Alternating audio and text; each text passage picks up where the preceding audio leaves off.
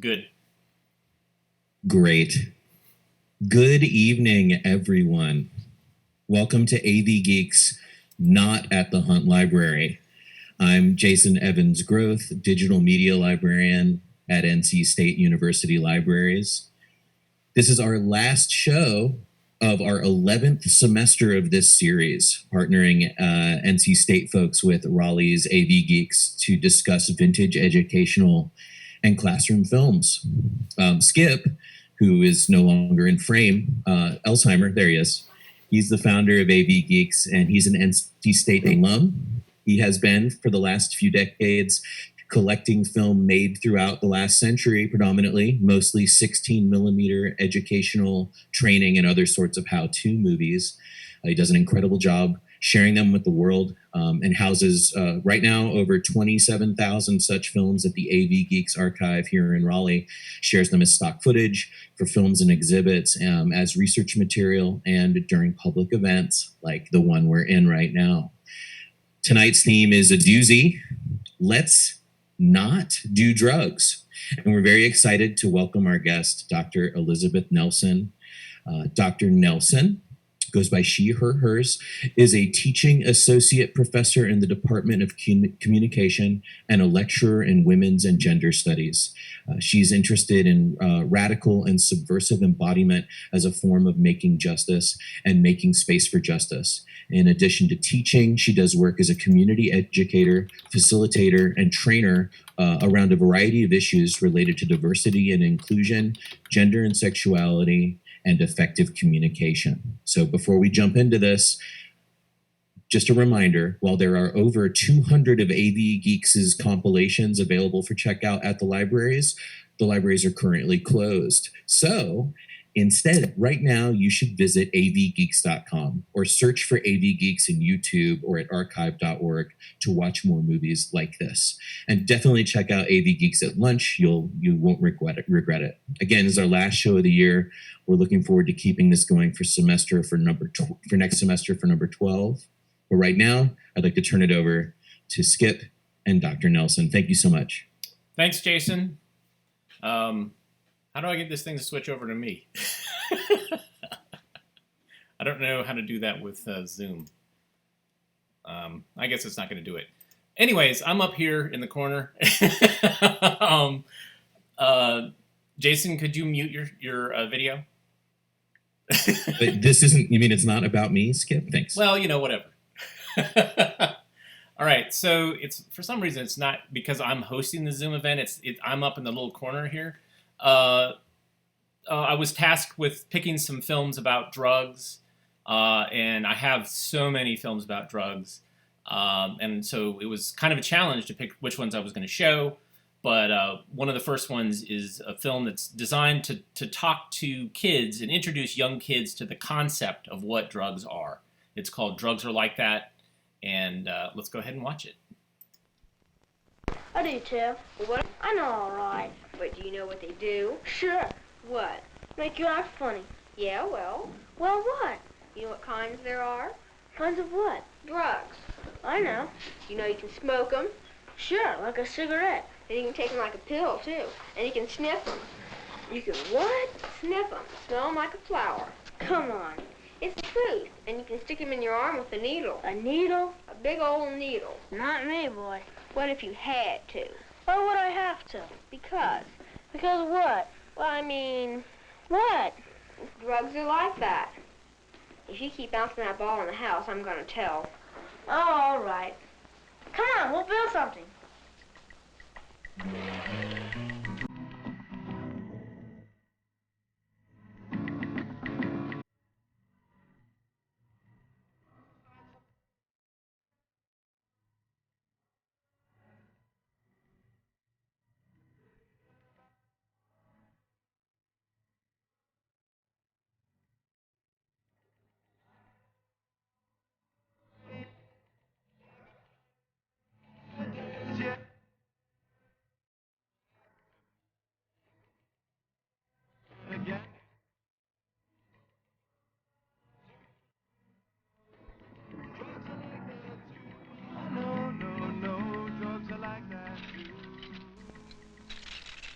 come you know so much? About what?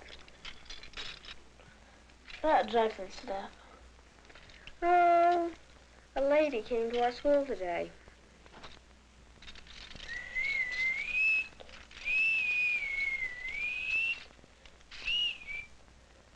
Do they all do that? What? Make you act funny. Sorta. What'd she tell you? Who? The lady. Oh, lots of stuff. Like what? She told us about a baby. A what? A baby. This is a baby. The baby lives in a crib because he can't take very good care of himself. The baby wears diapers because, well, we know all about that.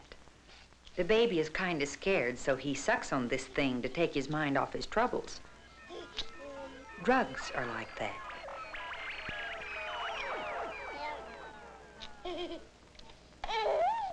Uh-oh.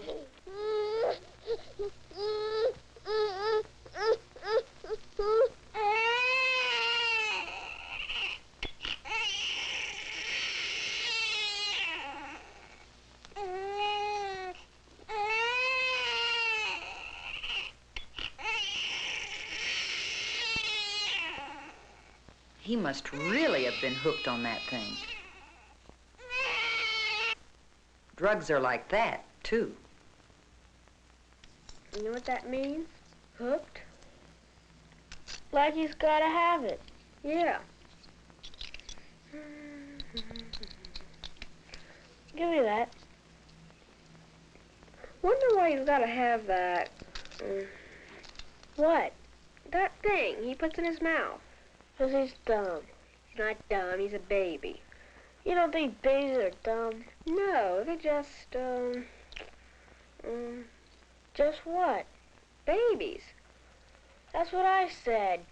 That's kid stuff, I guess.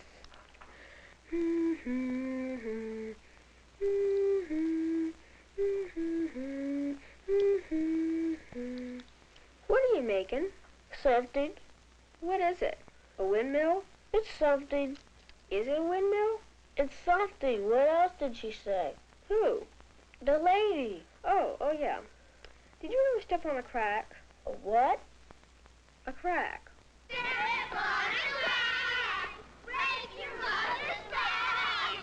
Step on the line. This is a sort of a game, not stepping on the lines and cracks. It's kind of fun. But if you play it long enough, it can get to be a habit. Drugs are like that.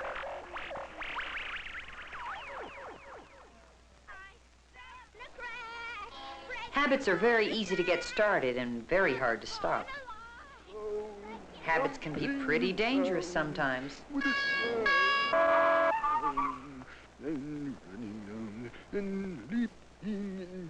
Habits can cost you a lot of money.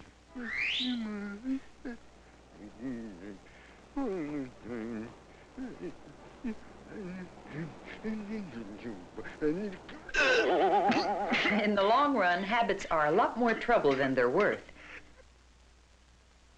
Drugs are like that, too.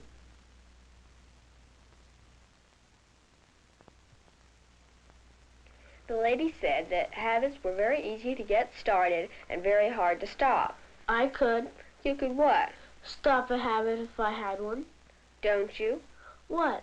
Have any habits? No. You bite your fingernails. That's no habit. I could stop whenever I wanted to. Why don't you then? Because I need that piece.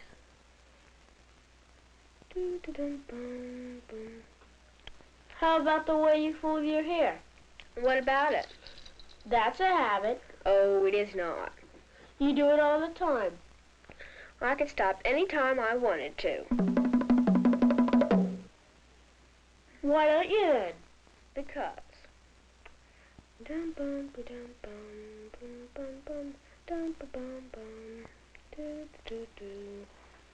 Is it some kind of a machine? What? What you building? You'll see. Come on. Is it a machine? It's a machine. It's a machine. Didn't she tell you they make you act funny? What? Drugs, marijuana, stuff like that. Didn't she tell you that it makes you act funny? Sure she did. What'd she tell you? She said it was like if you were a real good ball player. This guy's a pretty good ball player. He can catch, he can throw. He can hit, he can run. He can even do something silly just because it makes him feel funny. Lots of things make you feel funny. Drugs are like that.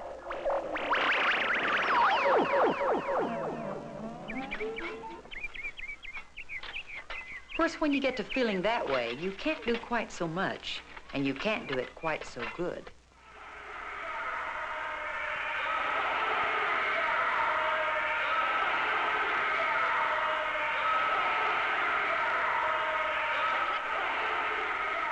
Some things can make you look pretty stupid. Drugs are like that, too. Why would he do that? Why would he do what? Get all funny, dizzy, and try to do something, like play ball. That's the thing. Suppose it was like a Like a what? like a habit, you know. You mean like the lines and cracks or something? Yeah, like that. Or that baby and that thing he sucks on? Yeah. Boy, that's dumb.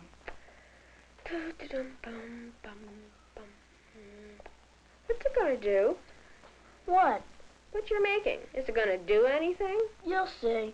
I bet it won't do anything. It's a machine. It'll do something all right. I bet it's a windmill. That's really dumb.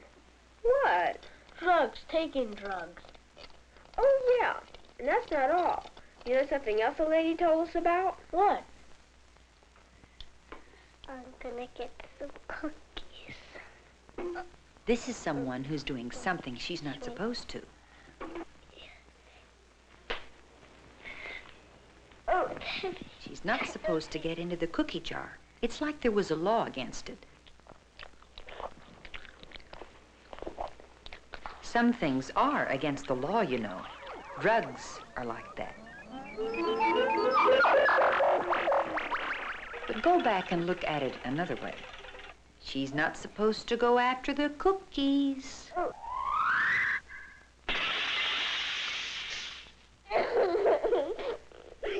Maybe that's the reason she's not supposed to go after the cookies. Maybe it's not such a bad law after all. But she can't talk about that right now. She's wondering whether those cookies were really worth it. Drugs are like that, too. You gotta want a cookie pretty bad to go through all that. Hand me that. That's the whole point, silly. What point? About drugs. What about 'em? Like, if they get to be a habit, you can look silly and get hurt and get punished and everything. Dum-bum, mhm, doo-da-bum, bum-bum, mhm. Are you going to make it work? You'll see. Are you going to tell me what it is? It's an internal motion machine. What's that? It's a machine, and it works, and it's perfect, and it just keeps on working. I thought it was a windmill. Yeah, well, it's not. What do you mean, hurt? What do you mean? You said drugs can hurt you. How do you know they can? How do you know they can't? How do you know they can? How do you know they can't? How do you know they can? Because that's what the lady said about the lake. What lake? This looks like a great lake to swim across. This looks like great water to dive in. This looks like a great rope to swing on. The whole setup looks great. But it can fool you. Drugs are like that.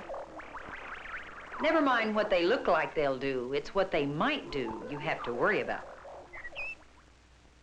The rope might be great to swing on.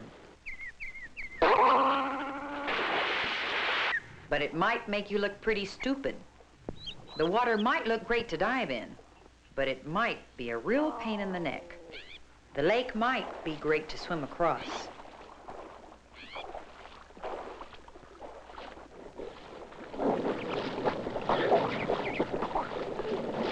but it might be all she wrote. Drugs are like that, too.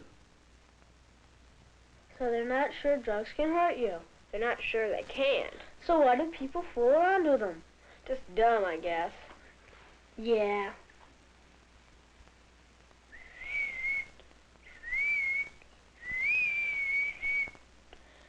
Want to see my internal motion machine work?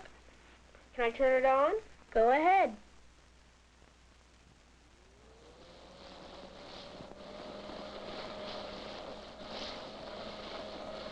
Boy, that's neat.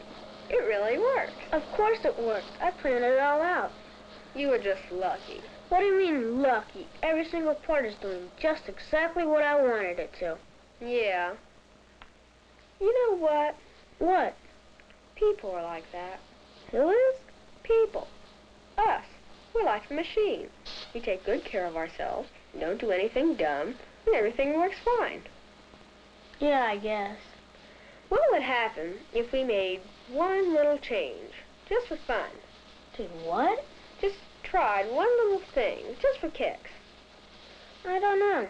Go ahead, try it.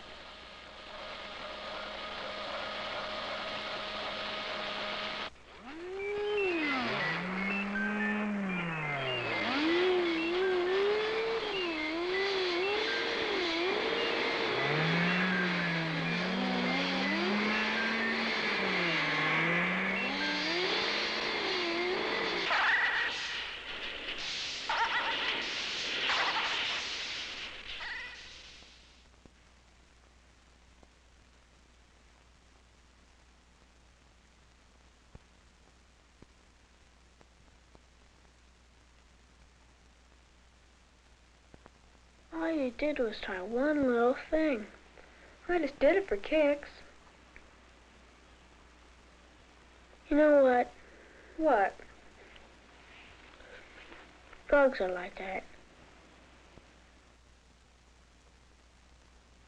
Getting older is a lot like walking down a street you never walked down before. You never know what's around the next corner. Some of the things might be great. Some of the things might be terrible. About 6 weeks. Some of the things might look terrible and turn out to be great. Some of the things might look great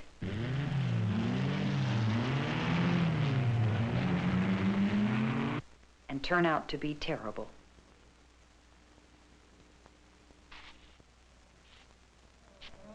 Drugs are like that.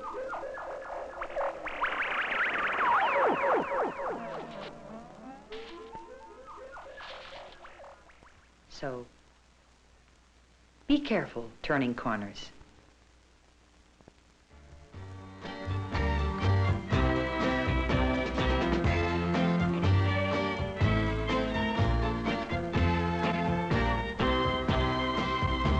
You start some things you just can't stop, and drugs are like that too. You pick it up, it's hard to drop, and drugs are like that too. A baby going through a phase, a player playing in a daze. You break a rule and you have to pay. Will it hurt? Well, who's to say? Singing, drugs are like that, drugs are like that, drugs are like that too. Singing, drugs are like that, drugs are like that, drugs are like that too.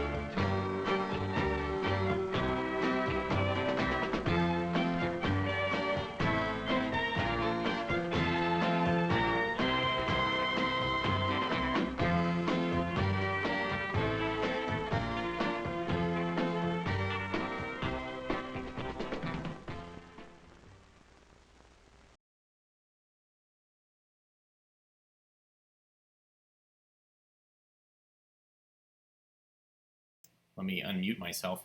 Hey, I'm Skip Alzheimer. Thanks, everybody, for joining us. We are doing this Hunt Library show, and we have with us I'm going to switch over here. It's using all this technology, Elizabeth Nelson from NC State. So, what do you think about this film? I mean, it is really a masterpiece of public rhetoric. Okay, sorry, the picture is just, I'm catching. But yeah, so don't watch it on Facebook. This is like, don't listen to yourself while you're on the radio. There's a delay. All right, so part of what's amazing to me about this film, I mean, so many things. One is just that there's such a disconnect between its purported purpose, which is to be, somehow this anti-drug PSA.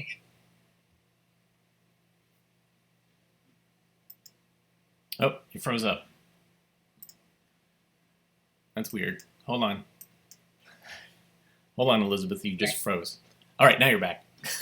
Okay. Yeah. So anyway, it's just there's very little clarity in the message. It's telling me my internet connection's unstable, so perfect time for that. And it's this vague, threatening language, like, oh, drugs are like that too. But it doesn't at any point, first of all, say what drugs are, except I do like the pills falling and the syringes flying and the bottle labeled cement, which is one of the few you can read clearly, I guess, in case you're really drawn to eating cement as some sort of a mind-altering substance. Huffing cement, you'd huff it. Huffing. Okay, well, see, there's my ignorance. I have been insufficiently using my available cement, I guess. But anyway, so it's just all so kind of vague and ominous, and the implication is that somehow you will be completely fine if you don't do these things, but these things are insidious by nature. But you still don't know what the things are. So I just find that interesting. So somebody did ask a question on YouTube, if I can find it. Professor Elizabeth, these films were never meant for entertainment. Why are they so entertaining? Yeah. So one of the things that entertains me about them is that they're incredibly anachronistic. Right, so there's a kitsch factor, right? They may have been less entertaining. I find it difficult to believe that a lot of folks take it seriously. Like the incredible sincerity of the narrator and of the folks who put it together. They really thought they were doing something hard hitting for kids, but I just can't believe that kids, even in this time or target demographic, were. And maybe they were, but it's hard to believe that this message would be effective ever. And so entertaining the ways that it, like I said before, anachronistic. And so it's just this kind of old, goofy stuff, the way it's kind of doing psychedelic light. So it's trying to trade on things that would have been, and I'm using this word intentionally, hip and or cool at the time, right? So there's a humor to it, and part of the humor is that the creators don't seem to get that it's funny, and that's entertaining. The building of the perpetual motion machine, I would have been really entertained by that if it had worked. So I'm a little disappointed that that's what drugs are like that could ruin that as well. But those are just some of my thoughts. Okay, so I'm going to introduce the next film. This one is a doozy. Both of these films that we've just seen are trying to introduce kids to the concept of this is what drugs are, and this is why somebody would use drugs, and trying to reason with them instead of just saying don't do drugs, to scare them. They're trying to use the brain processes to say, like, well, this is what drugs do, and so this is why you don't want to use them. This next film, it's called Easy Way Out. Tries to do that, but the analogy they use is crazy. So here's Easy Way Out.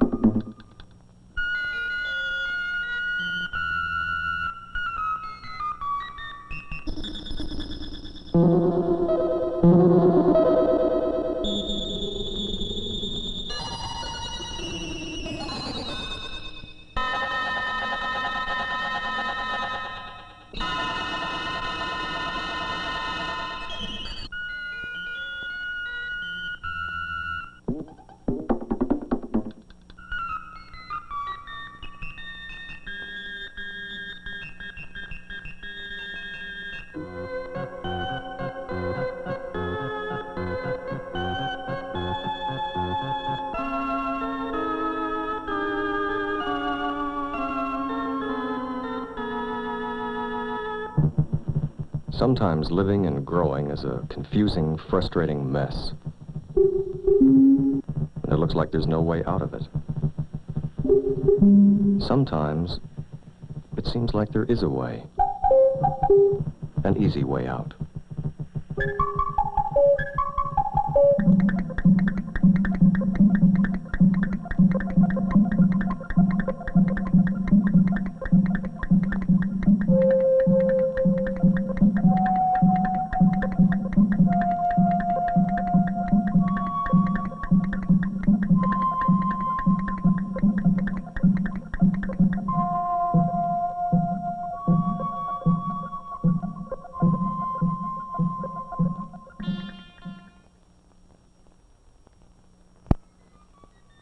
These are chickens' eggs taken from their incubator and placed on trays for observation.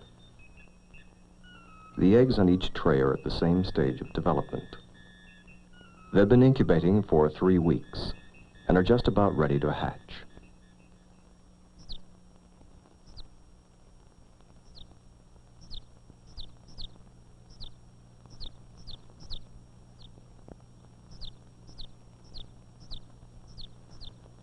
After they hatch, the chicks will have a life expectancy of roughly 4 years. The next half hour is the most critical period of their lives. It's also the most difficult.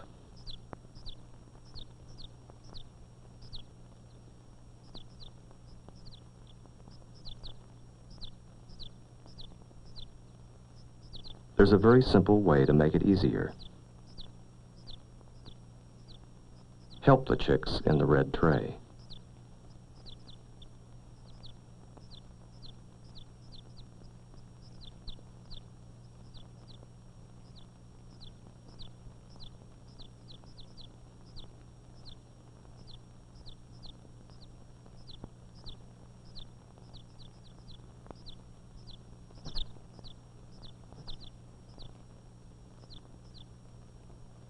The eggs in the green tray are allowed to hatch on their own.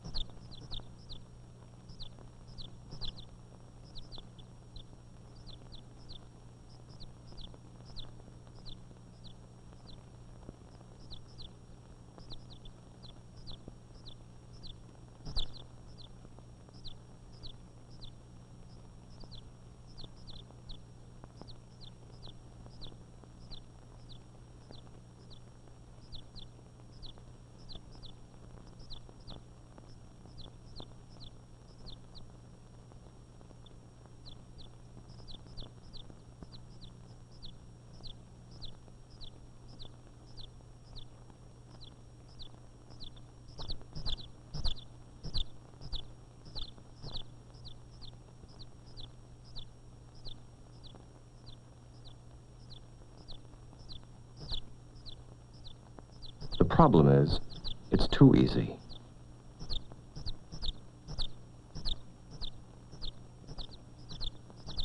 The struggle during this short but critical period develops muscles and internal organs.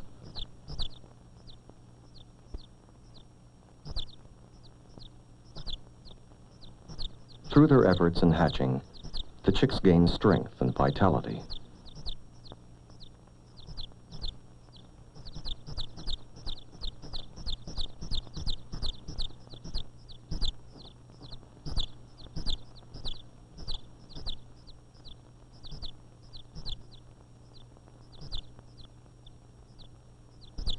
An hour later, they are well and healthy and capable of standing on their own.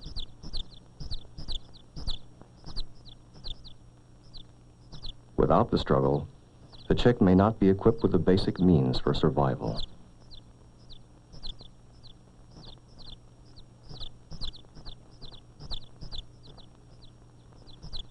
An hour after hatching, these chicks may not have the strength to live. Eventually, they may catch up and develop normally, but the odds are against it.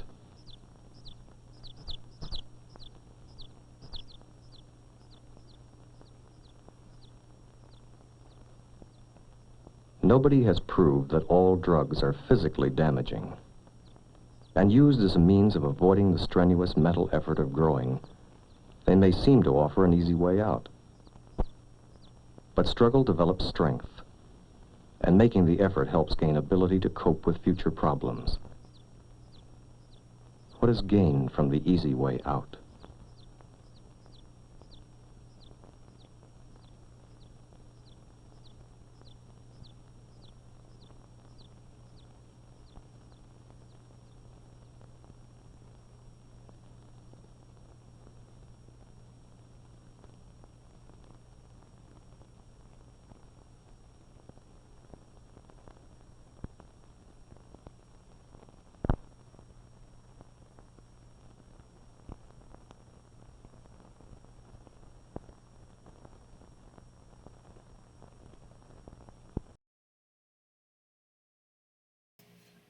All right.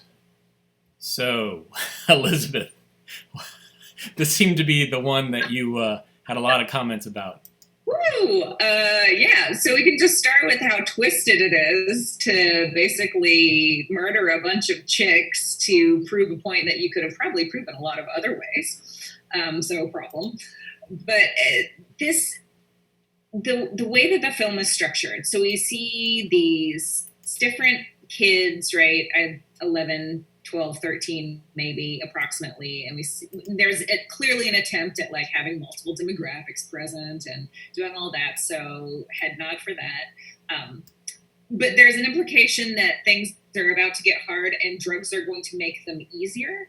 And all the signifiers they're using to talk about, to imply what's going to be difficult are institutional barriers or formations that have very little to do with whether or not, well, I mean, there may be some complications of whether or not, not the point. Point is like that if you do anything at a party as a teenager, then you are, after this incredibly painful extended analogy with these chicks being forcibly taken from their shells, somehow taking an easy route, but also becoming permanently disabled and broken, both, if not on the inside, then on the outside, if not on the outside, then on the inside. So it's just a really bizarre way into discussing this issue. And in addition to being like inaccurate, just mean, weirdly mean. Anyway, that was gambly than I thought, but this one really took me out. Yeah. Not expecting that. Yeah. Now, some people have been commenting about seeing other films that were more gory and more severe and harsh and more definitely scare films. I have one film that I was considering showing. It's called Dead is Dead. It is a film that people have repeatedly asked me about, and it is it's actually made by a comedian, Godfrey Cambridge, who was African-American comedian in the late 60s and 70s, and he was concerned because his friends were overdosing, so he does this really intense, it's a crazy film because it's kind of just his idea of what drug education is like, but it shows all these people having overdosed. So you have all these pictures of dead people who have OD'd, and it's outrageous, and it has traumatized an entire generation of people that saw it. But I decided not to show that this time. Yeah. All right, so one more film, and this one is I like this film because it it's made by Lockheed Aviation, which is we can talk about that.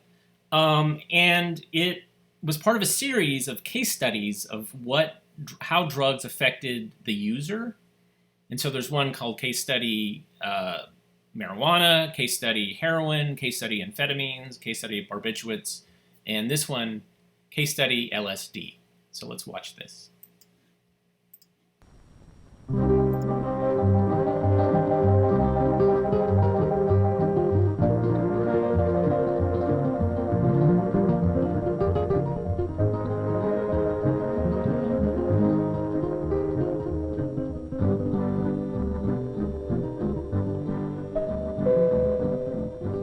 I first dropped acid when I was 18. I was over at these people's house one night. This guy I went to school with was over there and asked me if I wanted to try some acid. I had read about it in the papers and heard curious. I was pretty jacked up on marijuana, so I decided to try it, and I dropped it. I don't know what I was waiting for, a flash or a rush or whatever, but I kept sitting there waiting, and nothing was happening. So I got up and then went to her and put on a pair of pink capris and a green and brown blouse. I thought the colors were beautiful. So we tripped down to Market Street, and I decided to buy a hot dog.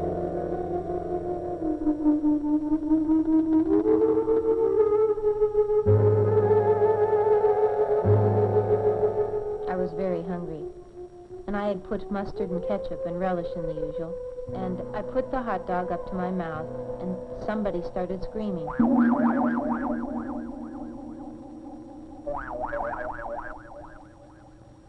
I didn't know what was happening, so I looked up at my friend Terry and said, "Did you hear that? Didn't you hear someone scream?" He said no. I got the hot dog up to my mouth again, and I was ready to bite, and the scream got louder. And it hit me. No, it couldn't be. And I looked down at the hot dog, and there was a face on him. Eyes, nose, a mouth. I had put the ketchup to where it looked like his hair. And he started telling me that I couldn't eat him. That he had a wife and 7 kids at home to support. And I stood there with this hot dog and asked Terry, "Do you know this hot dog is talking to me?" And he says, "Nah, let's get out of here." He thought I was just faking. And I told him, "Look at the thing, he's got a face, and he's screaming." And the guy finally looked over, and he got on the same trip that I was on. And we sat there carrying on a conversation with that hot dog. Finally, I decided I was just hallucinating, so I put it in my mouth and bit down. It screamed so loud that you could hear it all over town, so I had to throw it on the ground and step on it. And I was jumping on this hot dog in the middle of Market Street.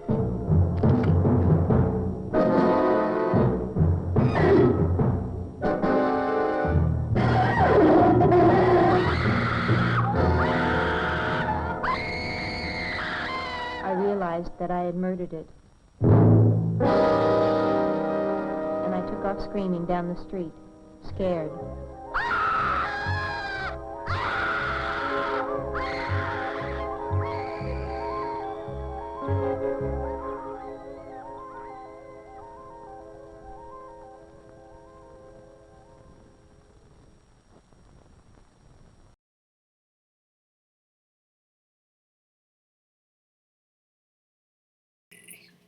Wow, that film was it pro LSD or was it anti LSD? I'm not really sure.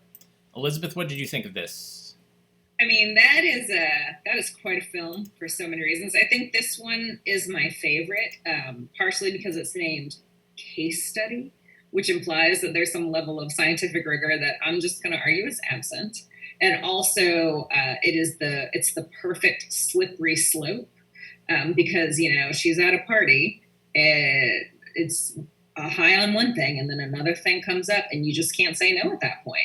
And so that leads you down a dark path of screaming for no apparent reason and having to fight your hot dogs in the street, especially when they're made of trolls, which are, known mind control agents found in hot dogs. So watch out at home.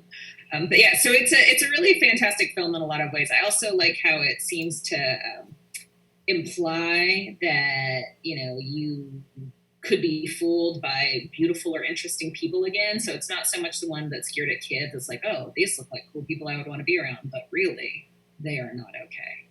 And we do have a named drug in this one. It's LSD, so helpful for deciding about your future drug choices. But I would agree with you, Skip, that it is more pro than anti, depending on what else you have going on over the weekend. Yeah. I mean, I think the thing that's fascinating is that, yeah, sometimes these drug films would have been shown in places where the drugs are not there yet. And it would be like, wow, what is this drug? And kids could be like, wow, this is kind of exciting. It's dangerous, but it's, so exciting to possibly, find this acid, and I will actively seek it out. Yeah. And films, too, that vagueness would and to imply menace is probably going to generate more curiosity than anything. Oh, yeah. And, and especially if folks are, in fact, having a hard time, where you said something about, that film being like a traumatized film, which is going to increase the likelihood that someone's going to want to take their mind off that. So it's really counterintuitive these films are working, for sure. So one of the questions I asked you while we were watching the film is, why do you think Lockheed Aviation paid for all these films, the series? Yes. And so, and in all seriousness, I said this to you in a halfway, but I am curious if this is some early corporate philanthropy. Like, did they think that this was a way to be a good corporate citizen? Is there somebody on their board or otherwise who is genuinely invested in an anti-drug message? Is that a thing? Are they worried about, one of the ways that, and here I'm going to a little bit, consumer capitalism relies on a docile workforce and not an exploratory workforce, not a curious workforce, among other things. And so is it a way of trying to make sure people kind of, because of the way that drugs are linked to other forms of counterculture, that people stay docile and quiet and a little bit conservative, a little bit scared, and all of those things? I'm not suggesting like, ooh, do LSD and you're suddenly counterculture, but the connection between them is there, and so it's implicit. Oh, Zoom, you gave up again. All right, you're back. Okay, so this is my theory, and I don't have anything to prove it, but this is what I'm guessing happened, is that Lockheed Aviation was a giant government contractor that was making a lot of things for the government and for other entities. There was a lot of money being circulated around, and there was a lot of suburbs where adults and their kids were basically indulging in this behavior, and this was something that everybody was afraid of, especially if it made it to the plants where things were being made, where then it becomes a liability and a risk to have your employees actually using the drugs while they are working on missiles or jets or whatever. That's my guess. Really, that's the only thing I got. There's no documentation that came with any of these films that I got, and I've actually got the films from two different sources. And there is one film I wanted to show, but I just didn't have the time, where it's called Drug Effects, and it's basically it's a cartoon of a caveman giving a lecture to other cavemen about the effects of drugs. And it is one of the most baffling things that I've ever seen. I understand why they're trying to explain drug effects, but why an animated caveman explaining to other cavemen, it really makes no sense to me. I guess it's trying to do some, like, since the dawn of time. Yeah, sure. I'll take that. Either that or it was at the very beginning, and only the true olds will get this one. It was at the very beginning of Captain Caveman's popularity, so maybe there was some traction there. Well, actually, this is solid in the Flintstones. Flintstone time. Okay. So that was another guess. Is like, well, the Flintstones, but I don't know. So now's a great time for people to ask questions in the comments. I'm looking at comments on both Facebook and YouTube, And so, and I can't do anything, so I'm following your lead here. yeah. So any other observations about these films? Or here's a question for you, Elizabeth. Did you see something like this when you were in school?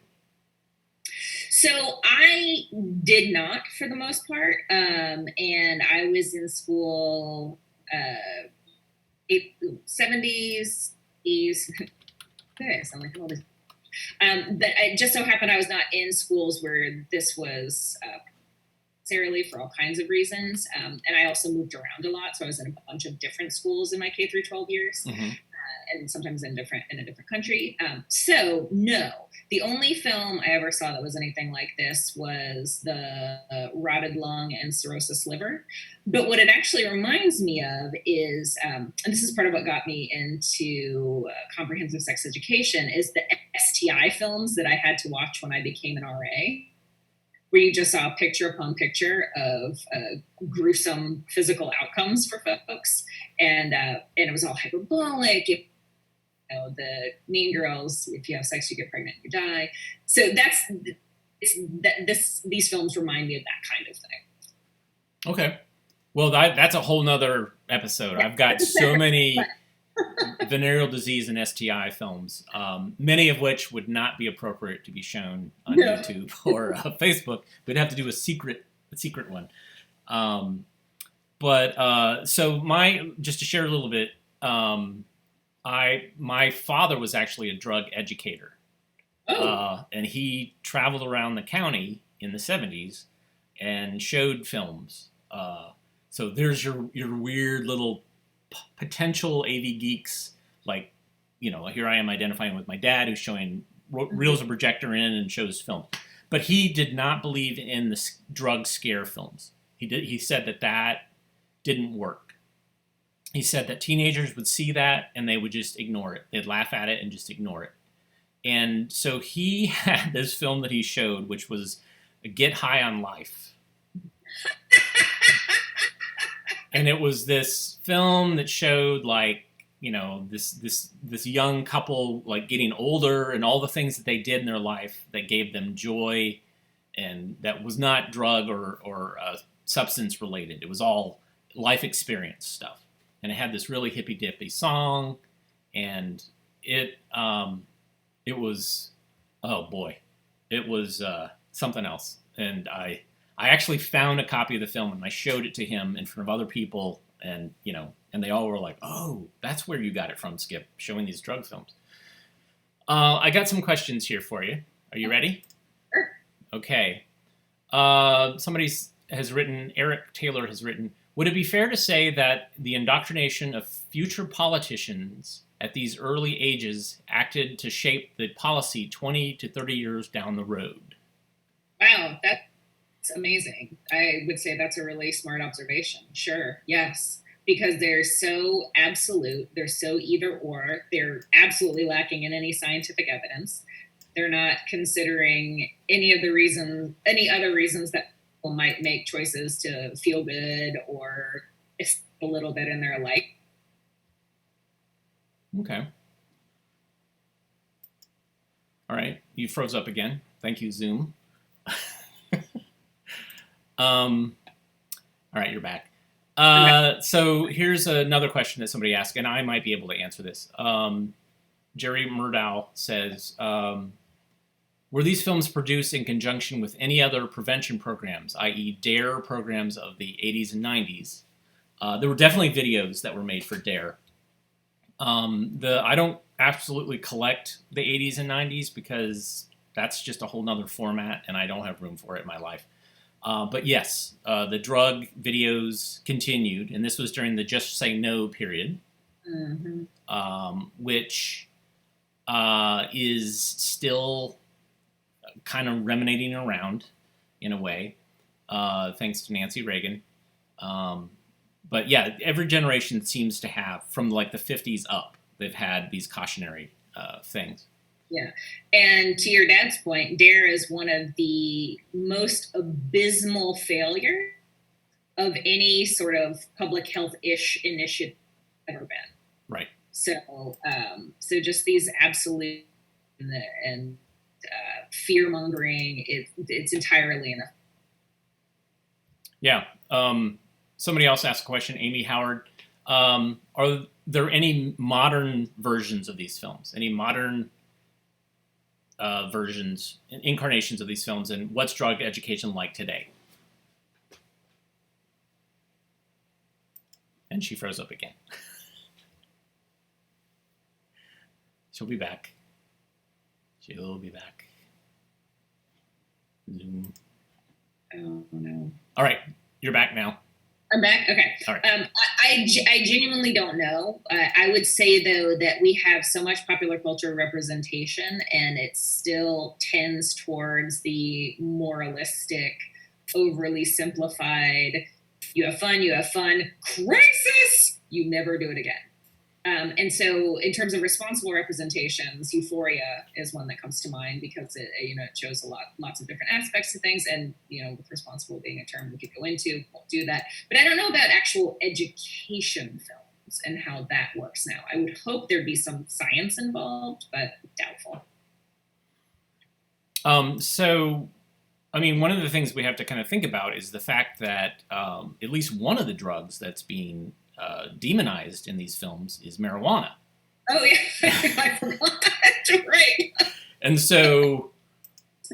Reefer Madness videos. Yeah, so somebody asked about Reefer Madness, and I'm gonna clarify real quick. Reefer Madness is not a drug education film. No. It was never made to be a drug education film. It was made to be a salacious exploitation film to get people to pay money to go watch people pretend like they were high. And they stuck a government thing at the beginning of it to make it seem like it was legitimate government propaganda, but it was not. The people that made the film knew it was a joke. The people that distributed the film knew it was a joke, and they were just trying to capitalize on this evil weed that is Hollywood actors are smoking. Yeah, so and now we know that there's, in addition to legalization happening and decriminalization, so part of the reason I think that it's a little bit slow is because I want this loss to happen, so please let me make that clear. There are so many low-level offenders that are being treated in our jail systems right now for cheap labor that it's hard to admit that you've been that wrong for that long. But clearly, marijuana is not the public health crisis that people tried to make it out to be for decades. People are looking at for all kinds of things related to emergence and neuroplasticity. So it turns out doing interesting chemical things with your brain can be helpful at times. So with all these scare tactics and messages, and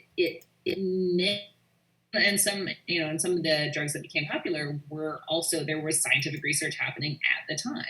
And so it's interesting to those things alongside each other, but especially the fact that some of these things, like marijuana specifically, just don't cause in the ways that they were described in these films. Excellent. Any other questions out in the world? Jason, who introduced us, is texting his niece, who is in high school, to see what type of drug education they're getting. I'm sure that there is in health class that there's a unit that they take about drugs. It just seems like, and alcohol, because it's usually the behavior that seems to get people in trouble. It's not the drug itself. It's someone who decides that they're just going to commit their lives to whatever. Yeah. And I also just want to, again, on a slightly more serious note, recognize that these films really elide all of the things that can contribute to folks experiencing addiction other than bad choices, because there's just a lot more to it, and they are collapsing addiction and moral failing, and they're not the same thing. And so these films are in some ways also propaganda about individualism and as if those are absolutes and you can do whatever it is you do, and that's just inaccurate. Cool. Anything else you'd like to say? Jason's niece has not responded to a text. No, this has been fun. for having me. We could talk about these for a while, I think. She's responding right now. Oh, yay! All right, Jason, you want to go ahead and ask the question then? So I texted, "Hi, I hope you're okay. Quick question. Do you get anti-drug education in high school, and how?" And right now I have the iPhone triple dot indicating that she is responding to me. So Skip and Elizabeth, if you can keep talking. Wait, no. Okay, so this is interesting. So this is my niece, and she is in West Virginia, which is a beautiful state and one that is underrepresented in terms of anyone knowing that it's actually a state. And she says that she is okay. She asks if I am, and she says, "No, we do not get anti-drug education." Wow. Whoa. Wow, that's fascinating. Considering how impacted West Virginia is specifically by the opioid crisis. With the opioid crisis, exactly. And she is a junior in high school. So at this point, she's probably taken health class. And I'm not going to, I wish I could just invite her to the Zoom, but I'd love to know like what kind of training she's getting in terms of addiction, drugs, sex education, etc. But I just don't think, I doubt that they're getting much of it. Right. Yeah. Wow. That's fascinating. Mm-hmm. Jason, anything else you wanna? Well, I would just like to thank Dr. Elizabeth Nelson for joining us tonight. Thank you so much, Dr. Nelson. Thanks for having me. Yeah. So, and I'd also like to point out that Dr. Nelson is our first repeat offender for the AV Geeks at the Library's, I guess, event. So years ago, 2014, 2015 was the first time we saw you, right? Mm-hmm. Something like that, So yeah. thank you so much for agreeing to do this again. Yeah. And Skip, we'd like to thank you again for being a part of this, as always. And I want to remind everybody to visit avgeeks.com and YouTube, search for AV Geeks. Please go to archive.org, explore what AV Geeks has done there. Donate to AV Geeks if you can. But mostly just come and hang out with us for these too when you have the next chance to do it. Because we'd love to see you next semester. Skip, can I get you to confirm over the internet that you'll do it again? I don't know if I should do that. I'll have to consult my attorney. Okay, great. Can we get your attorney on the Zoom? Of course great. I will So do Skip it. has agreed. Come on. But yeah, that's all I got. So I just want to thank you all for doing it. Yeah, thanks. So if you like what you saw, you can go to avgeeks.com. I've been doing a weekday every day at lunch, 1:00. I've been showing films from my archive that I've digitized, and we're entering week 6 of doing this. So there's a backlog of all the other shows that we've done. But thanks everybody for coming out, and we will see you again soon. Have a good weekend.